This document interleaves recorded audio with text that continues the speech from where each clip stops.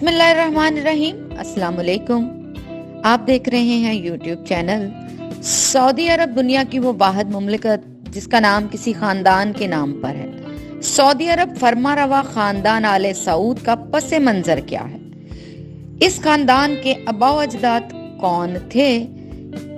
ان کا تعلق کس خاندان سے تھا؟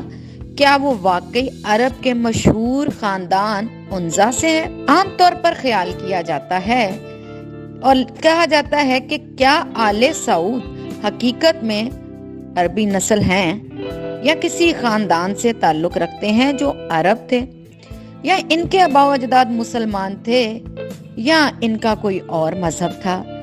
یہ وہ سوالات تھے جو تحقیق طلب تھے، جس کا بیڑا محمد ساخر نے اٹھایا۔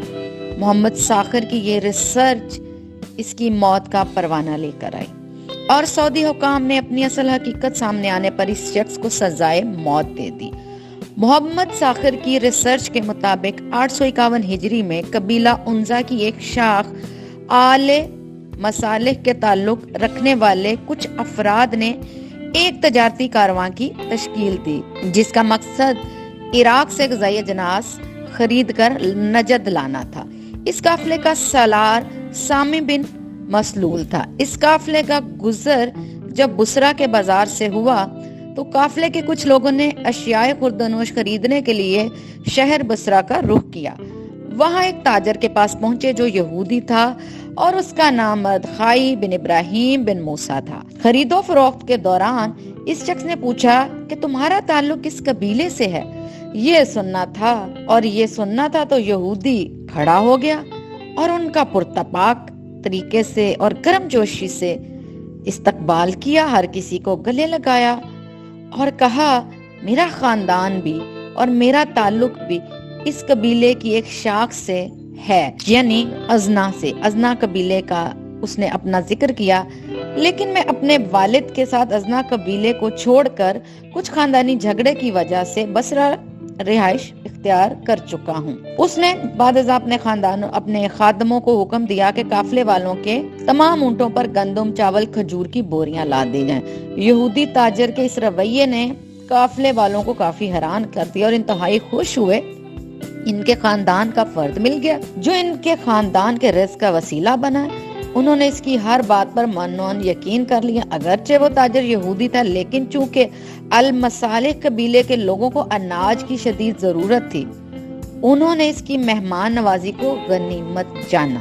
جب قافلہ اپنی واپسی کا رخت سفر باندھ رہا تھا تو اس نے اہل قافلہ سے درخواست کی کہ اگر وہ بھی اپنے ہمراہ لے چلیں تو اس کی بڑی خوش قسمتی ہوگی، کیونکہ عرصہ دراز سے اس کی خواہش ہے کہ اپنے آباء و اجداد کے وطن کو دیکھے، یعنی نجد پہنچ کر اس نے لوگوں سے راہ و رسم بڑھانا شروع کر دیے۔ کئی افراد کو اپنی چرزانی کی بنا پر اپنے اثر میں لے آیا اور اپنے زیر اثر کرنے میں کامیاب ہو گیا، لیکن غیر متوقع طور پر وہاں القسیم سے تعلق رکھنے والے ایک عربی مذہبی تبلیغی رہنما شیخ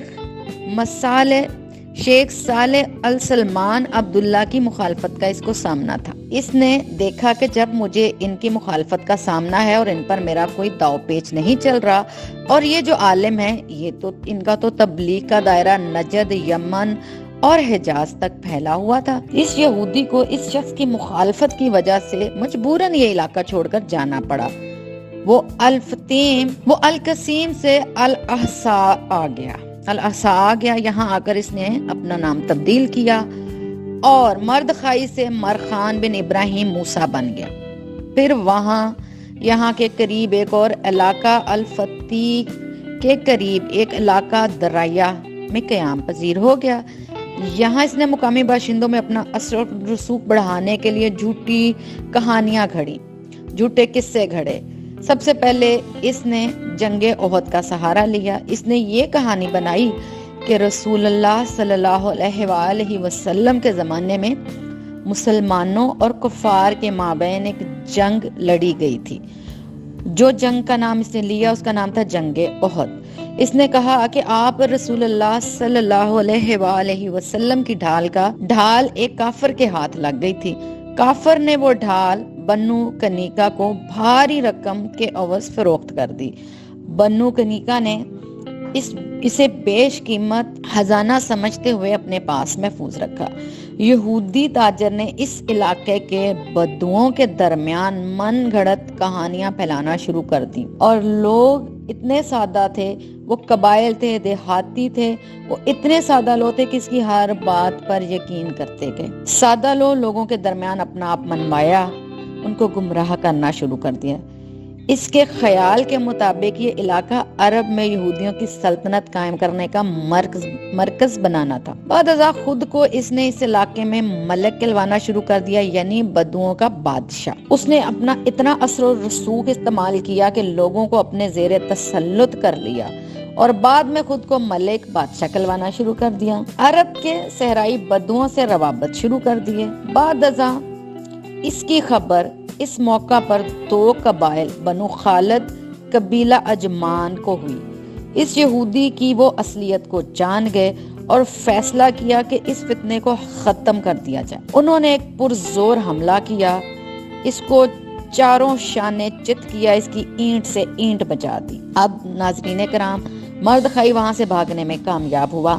وہ الارض کے نزدیک ایک شہر ہے، ایک جگہ ہے، اس کے مقام پر چھپ گیا ایک فارم میں۔ یہ جگہ آج ریاض کے نام سے جانی جاتی ہے اور سعودی عرب کا دارالخلافہ ہے۔ مردخائی نے جس فارم میں پناہ لی تھی، جو ایک زمیندار اور ایک اثر و رسوخ والا بندہ تھا، اس کے گھر میں پناہ لی، اس کے فارم میں، اور اس کو گزارش کی کہ میں مجبور ہوں، پریشان ہوں، بے حال ہوں، میری مدد کرو، میں بھٹکا ہوا ہوں۔ جب اس شخص نے اس کو اپنے گھر میں پناہ دی، عزت دی، روٹی دی، 1 ماہ کے اندر مردخائی جو یہودی تھا، اس نے اپنے محسن کو قتل کر دیا، اس کے بیوی بچوں سمیت، اور دعویٰ کر دیا لوگوں کو کہ اس نے اس زمیندار سے یہ زمین خرید لی تھی۔ مردخائی نے اس جگہ پر قبضہ کر کے اس جگہ کا نام اپنے کھوئے ہوئے علاقے کے نام پر آل دریا رکھا۔ اس زمین پر اس نے بہت بڑا مہمان خانہ بنایا، قیام گاہ بنائی، اور آہستہ آہستہ اپنے مریدین کا حلقہ بنایا۔ اس نے بہت لوگوں کے درمیان مشہور کرنا شروع کر دیا کہ مردخائی ایک عرب ہے۔ بعد ازاں اپنے اصل دشمن جو عالم شیخ السلمان تھے، یعنی جو تبلیغ کرنے والے تھے، جو عالم تھے، جو اس کی اصلیت پہچانتے تھے، اس یہودی نے ان کو مسجد میں شہید کروایا، ان پر ایک قاتلانہ حملہ کرایا، اور اپنے راستے کا سب سے بڑا اپنے راستے کی جو سب سے بڑی رکاوٹ تھی، اس کو دور کر کے ایک طرف کر دیا اور مطمئن ہو گیا، اور دریا کو اپنا مسکن بنایا۔ کئی شادیاں کی، درجنوں بچے پیدا کیے۔ یہودی کی یہ جو یہودی مردخائی ہے، اس کی آل ایک خاندان کی شکل اختیار کر گئی۔ اس نے لوگوں کی جس طرح بدوؤں کو اپنے ساتھ ملایا، لوگوں کی زمینوں پر قبضے کرنا شروع کر دیے۔ اس کے بعد یہ اتنا طاقتور سے طاقتور ہوتا چلا گیا، اور بے بہا شادیوں کے بعد درجنوں بچے پیدا کیے، اور بڑے بڑے عربی قبیلوں میں اس نے اپنی بیٹیوں کے، یعنی رابعہ، انزا، المصالح جیسے بڑے قبائل میں اپنی بیٹیاں بیاہیں۔ ادھر اس نے ان کی شادیاں کی۔ درجنوں بیٹوں میں سے اس کا ایک بیٹا تھا المکارن۔ المکارن کی اس نے ایک بہت بڑے عربی خاندان میں شادی کی۔ المکارن سے پہلا بیٹا پیدا ہوا جس کا نام محمد رکھا گیا۔ بعد میں المکارم کے ہاں ایک دوسرا بیٹا پیدا ہوا جس کا نام اس نے سعود رکھا۔ تو اب آپ کو سمجھ آئی کہ سعود کے بعد یہ آل سعود کی نسل کہاں سے چلتی شروع ہوئی۔ یہ تحقیق، یہ ساری کہانی مردخائی نامی یہودی کی کہانی اور اس کی جو سچائی ہے، اس کا ریسرچ کرنے والا تھا محمد ساخر، جس کا ذکر میں آپ کو ویڈیو کے آغاز میں کر چکی ہوں۔ اب آپ دیکھیے کہ کس طرح یہودی کس طرح واپس آ رہے ہیں، کس طرح وہ اپنا کھویا ہوا وطن بنانے میں مشغول ہیں۔ ناظرین کرام، یہودیوں کی ایک عادت، اب اس کو تعریف کہا جائے یا جدوجہد کہا جائے، میں نہیں سمجھتی ان کے لیے کیا لفظ استعمال کیا جائے، لیکن یہودی تب تک کوشش کرتے رہتے ہیں جب تک وہ اپنا مقصد نہ پا لیں۔ ہم نے سلطنت عثمانیہ میں دیکھا، انہوں نے ہر حربہ استعمال کیا، وہ تجارت کے ذریعے آئے اور قابض ہو گئے. انہوں نے سلطنت کے ٹکڑے ٹکڑے کر دیے، وہ سلطنت جو 600 سال تک پوری دنیا پہ حکومت کرتی رہی. اب آل سعود کا دادا جو تھا وہ مردخائی، یہ محمد ساخر کی تحقیق ہے. ہم نہیں جانتے اس میں کس حد تک سچائی ہے، لیکن کچھ حقائق، کچھ چیزیں جو آج سعودی عرب کا ہم حال دیکھ رہے ہیں، وہاں کنسرٹس ہو رہے ہیں، وہاں پر امریکی برہنہ عورتوں کو بلایا جا رہا ہے، برہنہ عورتیں لا الہ کا جھنڈا لے کر ویڈیوز پوسٹ کر رہی ہیں، جگہ جگہ قہوہ خانے کھل گئے ہیں، شراب خانے کھل گئے ہیں. تو یہاں آج ہمیں لگتا ہے کہ محمد ساخر کی یہ کہانی اور یہ ریسرچ اتھینٹک ہے، اور واقعی مرد خائی یہودی کی نسل جو ہے اب وہ دوبارہ سے یہودیت کی طرف جانا شروع ہوگی. تو یہ تھی آج کی ہماری ویڈیو جس کا نام تھا آل سعود، سعودیت سے یہودیت تک، اور اس کو ہم نے تھوڑا بدلا ہے، آل سعود یہودیت سے سعودیت تک. اپنے پیاروں کا خیال رکھیے گا، میرے چینل کو سبسکرائب کیجیے گا، بیل آئیکن کے بٹن کو پریس کیجیے گا، اور میری اس ویڈیو کے بارے میں فیڈ بیک ضرور دیجیے گا. اللہ حافظ.